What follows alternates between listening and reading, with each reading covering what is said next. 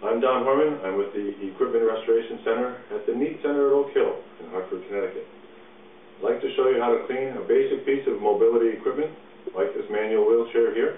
The place to start is with the work area. Make sure that the work area is well lit, well ventilated, you have room enough to work, lay out your tools, and you're not putting the clean stuff with the dirty stuff. Always want to keep them separate. The tools that I'm using for this are just a basic set, wrenches, socket set. You'll want to make sure you know if it's metric or standard. You don't need complicated tools. The first thing you want to do is find out what this is supposed to look like. You can get that from manufacturers' websites, owner's manuals. A lot of times people who own these modify them, so those modifications have to come off, and it needs to go back to the original condition as much as possible. You also want to remove any stickers, any personalized information that might be on there. And you want to make sure that you leave on any manufacturer's identification, including the serial number, so you can always look that up later and get the specific parts you might need. When disassembling, anything that comes off has to be clean, even the screw heads. So if a wire brush isn't good enough, use a wire wheel, power tool. Everything has to be as clean as possible and disinfected, germ-free. You notice that there's a lot of areas that are now exposed that weren't exposed before. That's the whole idea. Get all the germs, get all the surface area you possibly can.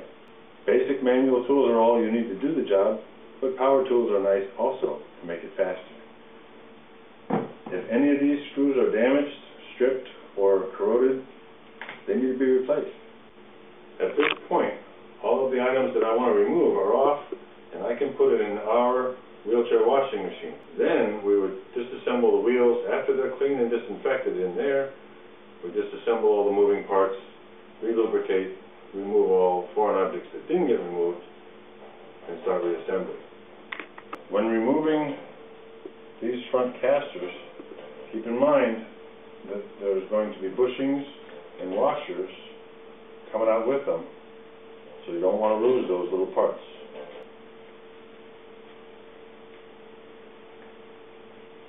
This is a good example of why you should disassemble everything and clean it thoroughly, because even though this looks clean, this bushing is covered in hair, so the other one actually is worse. Once you've cleaned all these little parts, then it can be reassembled. The bearings on either side of the caster can be checked to make sure that they move, and if they don't, you just poke them out and replace them. To put it back together again, I find the easiest way is to go straight up and down. Put the washer on, swing it up, go through, and now we have to put the other one there. When tightening this, make sure it still moves freely.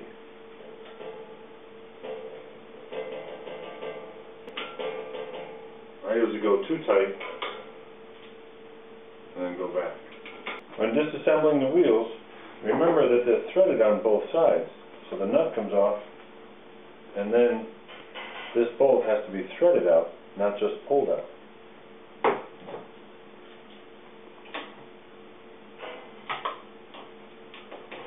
During reassembly, this is what we're going to do to make sure it rolls perfectly and it's not too tight. So this comes off. We'll inspect the bearings. When cleaning the wheels, be thorough, and you can use a cotton tipped applicator to get in the cracks and crevices. Now we can clean the frame. I'm just using a normal household cleaner, and we wipe down every square centimeter, every square millimeter, so we're making sure the entire surface is germ-free. And you're inspecting the frame as you clean it. If you see any places that are cracked or have been welded by someone, you'll see the difference between a professional weld and an amateur weld. The amateur weld, to us, disqualifies it. The frame is cracked and it's not safe. After the frame is all cleaned, you want to go on to the upholstery and the armrest pads. Any pieces of tape, any labels with names on, Whether you use an acetone-based or a citrus-based cleaner, make sure you get all of this off. Now that it's all back together, we'll adjust the brakes to make sure they work properly. They need to be snug, snap in place, but not too snug so that someone can't use it themselves, and not so loose that it moves when the brake is on. You'll examine the whole thing, make sure it's complete. Take a look over the whole thing, make sure it's perfect. We have to add footrest to this one, whether it's swing-aways or elevating footrest, that's up to the customer.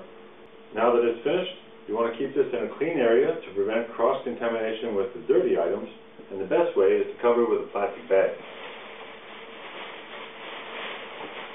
This one happens to be big enough to cover the whole thing, preventing cross-contamination and keeping the dust off of it. Most importantly, when you're done with any piece of equipment, you have to ask yourself, is it something you would use yourself?